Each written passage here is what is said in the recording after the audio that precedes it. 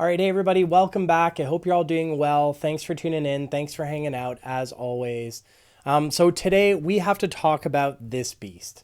This card is absolutely insane. I really don't know where to start on it. I think it's what we've been waiting for as Vynnset players. So first and foremost, let's read it out. So Eloquent Eulogy, it is a 1/4. So it is a rune gate card, and I never thought they would print a 1-cost rune gate, honestly, because as a 1-card hand, so you can give your opponent your whole hand, you can hold just this card back. At the beginning of your turn, Vynnset trigger, you banish this 1 card. It makes you 1 rune chant, which is all you need to play this out, to rune gate this card out, right? So rune gate mechanic, if you're not familiar, you likely are. If you control rune chants equal to or greater than the number of, or this card's casting cost, I should say, you can play this out without paying its casting cost. So it's free if you control 1 rune chant. So you banish it to Vynnset's ability, you make a rune chant, you play it out. So then it becomes a 0/4. Very good rate. And, you know, if you've been working on the Vynnset deck list, if you've been testing Vynnset, the 2 things we need to balance in Vynnset is her ceiling and damage potential. We need to balance that with her consistency. So as many rune blades, there are consistency issues, and I think this sort of solves both, or helps to solve both. It may not single-handedly solve both, but it will go a long way to improving the deck. So in terms of consistency, a 1 card 0/4 at face value, we haven't even read its ability yet, is very good, right? So that's going to go a long way in terms of improving our consistency. You have another 1 card hand. You can hold this back. It presents, I'm saying it's a 0/4. Yeah, well, there's a rune chant coming at you as well. So it's technically a 0 for 1 and 4. So a 0/5. Very good. Let's continue to read the card. So when the combat chain closes, if a hero has lost life this turn, create an Eloquence token. So an Eloquence token, if you don't know what that is, I should have one at the bottom here and we can read that. I don't. If we go out of edit and look at cards, maybe it is. There it is. All right. So Eloquence token, when you play a non-attack action card, destroy this and that card gets go again. So the 2 cards that synergize quite well with Eloquence that we really like to play already are Funeral Moon, because this card does not have go again currently. We can play it at instant speed, and that has some implications, which we'll talk about in a second. Or Read the Runes. So Read the Runes also does not have go again, creates us 3 rune chant tokens. So we're going to go on my desk here, and I'm going to talk through a couple simple lines that might utilize all of these different mechanics, and I'll talk a little bit about some particularities related to Funeral Moon. So let's go to the desk. I got early access to this card as a loyal Vynnset follower. And I'm not going to lie, I know it's hard to distinguish this from the actual card. I used my expert altering capabilities to make myself some expert alters, photorealistic, really hard to tell between this and the actual printed card, I know. So this one doesn't actually have a casting cost or an attack value, but we know what it does. It reads, Rune Gate, if you do stuff, things will happen. Eloquence. Okay, great. So here, this is our stand-in for Eloquent Eulogy, okay? So the first hand I've crafted for us to kind of think through is this 4-card hand, okay? So we have a Read the Runes, we have a Shadow Puppetry. I'm going to use this in these examples. This doesn't need to be the Shadow card, but it does a lot for us. And we have a Deathly Wail. And in this scenario, actually, the Deathly Wail is one that we've banked. So this is something that we frequently do. Let's say turn 0, bank a Deathly Wail, make a rune chant, okay? In this scenario, let's say we start the turn on 0 rune chants, okay? Just to make an unfortunate scenario. And this is our hand. Shadow Puppetry, Read the Runes, and my beautiful Eloquent Eulogy. We have a Deathly Wail banked in our Banish Zone. So, beginning of turn, Vynnset trigger. I should have my lovely Vynnset out here. Give me 1 second. So here's our queen.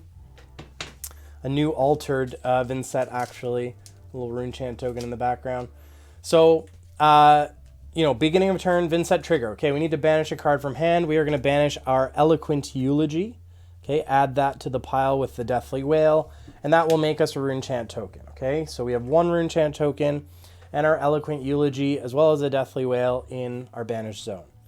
I'm then going to play out Shadow Puppetry. Vynnset trigger once again. Her second ability will trigger, and we will choose to take 1 life. Okay, this will just guarantee a couple things. Okay, so Shadow Puppetry, we will ping ourselves from Vynnset's second ability whenever we play a Shadow non-attack action card. So then we are going to attack with our Eloquent Eulogy. So this will fire off the 1 Rune Chant, which is now unpreventable due to Vynnset's ability. So 1 unpreventable damage. Eloquent Eulogy will actually go to 5, plus 1 from Shadow Puppetry. Go again from Shadow Puppetry. On hit, we can look at the top of our deck. So the Deathly Wail didn't actually even need to be in Arsenal here. We could maybe even have hit it off the top of the Shadow Puppetry. But in this situation, we're just saying it's a 1, unpreventable, and 5, go again. Excellent. So let's say our opponent covers it up. Well, they can't cover up the Rune Chant, but whatever. Let's say they cover up the rest. No problem. We don't need to hit off anything off the top. We're already set up. We close the chain. So when this attack resolves, we close the chain. These cards go away.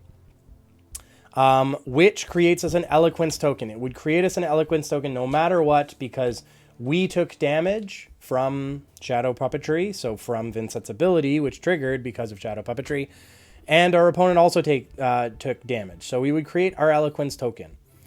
Then we follow it up with a Read the Runes. So Read the Runes is a non-attack action. Does not have go again, but no problem. Our Eloquence token now gives it go again.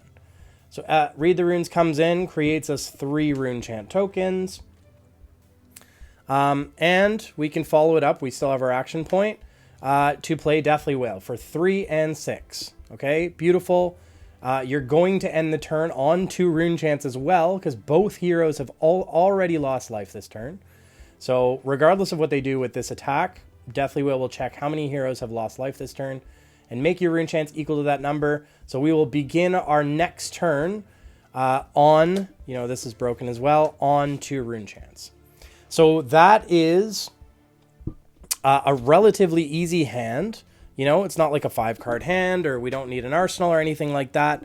Not a difficult thing to put together. And it represented, so this was 5, 6 with the Rune Chant, plus 9 is 15. And we're floating 2 damage essentially to the next turn. So 15 or 17, depending on how you want to look at it. Okay? So that's my one example of a relatively simple hand that will likely come together fairly easily. So let's take a look at a different line. Okay, so here's my scenario 2. Okay, I have another copy. Look at that. They sent me multiple copies of that beautiful card. And in this situation, we're pretending we have a bit more setup. Okay, so we have, in this case, Widespread Annihilation and a Bounding Demagon in Banish. Okay, so we have a little bit of setup. We have 2 cards already in Banish. Our Rune Chants don't exist. Let's say we're starting the turn on 0 Rune Chants once again. So we have a Widespread Annihilation, Bounding Demagon in Banish.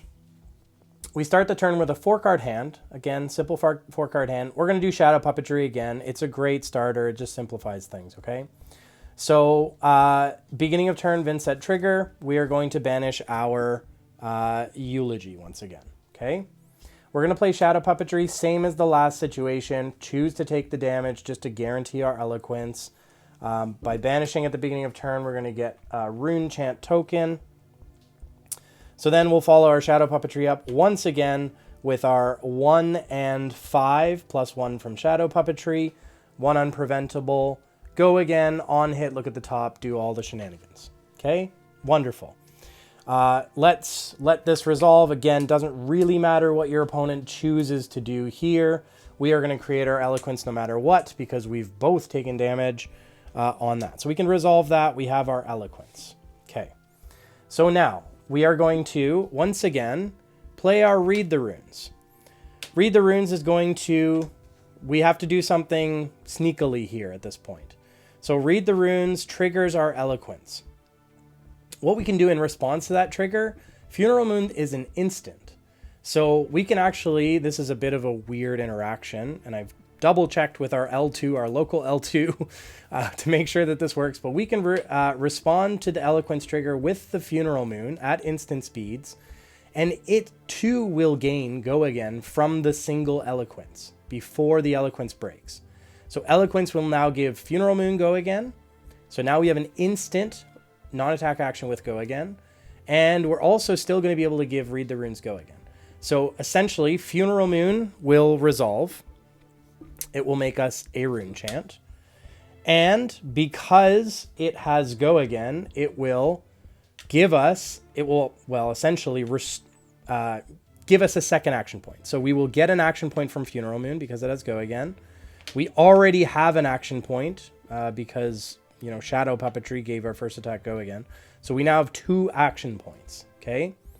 Then Read the Runes will resolve. It too has Go Again. It's not going to, give us a third action point. It's just going to restore our original action point.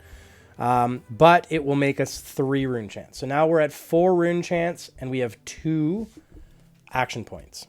So all of this resolves. We're just going to get rid of it. With these 4 rune chants and 2 action points, we can go ahead and play the Widespread Annihilation for 4 and 6.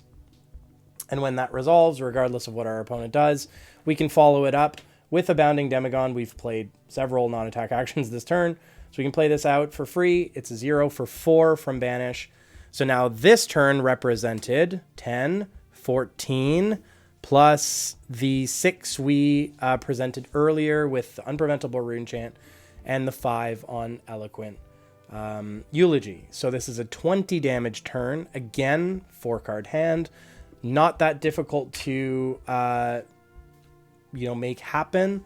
We do have to take advantage of that, slightly strange interaction with the instant speed Funeral Moon in response to the Eloquence trigger. But beyond that, relatively simple. All right, in our third example, this is the highest damage output. Not at all the highest damage that this deck is capable of, but it's a little more of a complex line. It requires some more setup, but it also takes advantage of that sort of weird interaction with Eloquence and instant speed Funeral Moon stuff. Anyways, so we do have to have a bit of setup. So in this scenario, we have a Deathly Wail and a Widespread Ruin set up in Banish. At the very least, we might, we also either need a Funeral Moon in Banish, or we could have a Funeral Moon in Arsenal. So let's just keep it face up. Let's say we have also a Funeral Moon in Banish. But keep in mind that this Funeral Moon could be in Arsenal as well. It works either way. In our hand, we have, again, our lovely altered Eloquent, Eloquent Eulogy. We have a yellow Deathly Wail. This could be any yellow card, or any blue card. This is just pitch, okay? We have a Funeral Moon in hand, and we have an Envelop in Darkness. So this is our hand. Beginning of turn, Vynnset trigger. Of course, as tradition, we are going to banish our Eloquent Eulogy. And it's important to note that all of these lines happen without any rune chants at the beginning of your turn. So it's not like you need to set up rune chants at the beginning of your turn. All of these lines function without rune chants, which is amazing. So banish that. Eloquent Eulogy, make our first rune chant token. Okay. Perfect. We are just going to present Eloquent Eulogy, okay? Eloquent Eulogy is coming in for 1 and 4, no unpreventable, no shenanigans, well, at least that your opponent can see so far. That's it, okay? 1 and 4. Beautiful. They could block the whole thing. They can cover up the rune chant, they can block that, no problem. We are going to activate Creepers. So Spellbound Creepers, if you haven't read it, please do. It is shenanigans on a card. By pitching our Deathly Wail. So we're pitching Deathly Wail. We're going to have 1 float. To play our Spellbound Creepers out, Spellbound Creepers will get a bind counter. And since we've attacked with an attack action card, we can play a non-attack action at instant speeds. So we're going to use our remaining 1 float to play an Envelop in Darkness at instant speeds. Envelop in Darkness creates us a rune chant token. So this rune chant token no longer exists. I should break that. Creates us a rune chant token. We haven't broken the chain yet. And it will give our next attack action card that we rune gate out +3 this turn. So let's use a little +3 indicator to remember that. Because we've played this at instant speed, it has go again. It also restores our action point. So we're back to 1 action point. Eloquent Eulogy did not have go again. This has functionally given us our action point back. Okay, so now we have 1 rune chant token and an action point. Now we have to break the chain. So we'll keep the +3 there as a reminder. Spellbound creepers can go away. We can clean this up. Okay. As we break the chain, Eloquent Eulogy will check and see that, well, I didn't actually say that, but once we played Envelop in Darkness, we have to take the damage. If your opponent has taken no damage, then we have to take the damage from Vynnset's ability in order to trigger Eloquent Eulogy on Chain Close. Otherwise, if your opponent chose to take like the 1 rune chant, for example, you don't actually need to take the damage from Vynnset's ability, Envelop in Darkness, the Shadow non-attack here. Because when you close it, your opponent has taken damage, so you're going to get your Eloquence anyways. So keep that in mind. If your opponent does cover everything up, like I explained in this scenario, we would have to take the damage from Vynnset. Okay? Hope that still makes sense. We'll make our Eloquence token since we or our opponent or both of us have taken damage. We do have 1 rune chant from Envelop in Darkness. We can play Funeral Moon. And again, once Eloquence triggers, instant in another Funeral Moon. Okay? So, essentially, the first Funeral, these were both instants, and they both gain go again. And so, we have our, 1 action point. These will actually give us 2 more action points. So, we will be at 3 action points, which is a little bonkers. So, Funeral Moons turn into make a rune chant. So we'll go up to 3 rune chants because we've played 2 Funeral Moons. And because of our Eloquence token, they also functionally create us action points, which is absolutely crazy. So Funeral Moon now turns into, if we've taken damage or if our opponent has taken damage, get a rune chant and an action point. So Funeral Moon is crazy now. Okay, our Funeral Moon's resolved. We now have 3 rune chants and a bunch of action points. We can go Deathly Wail. That eats up our action point and shoots 3 rune chants at them. So 3 and 9 plus 3 from Envelop in Darkness on this first Deathly Wail. Okay, so this alone is 12 damage. We've already presented our opponent with 1 and 4, so now we're at 17 damage. Once this resolves, we break the chain. We make 2 rune chants from Eloquence is gone. We make 2 rune chants from Deathly Wail. We can use our another action point to present Widespread Ruin. I think I said we were already at 17. This is another 8, so now we're at 25. And if we had, Bounding Demagon, we can play that with our additional action point to go to 29, or we can just present Flail, or we can do nothing. It absolutely goes crazy. So I think that sort of makes the point I was trying to make.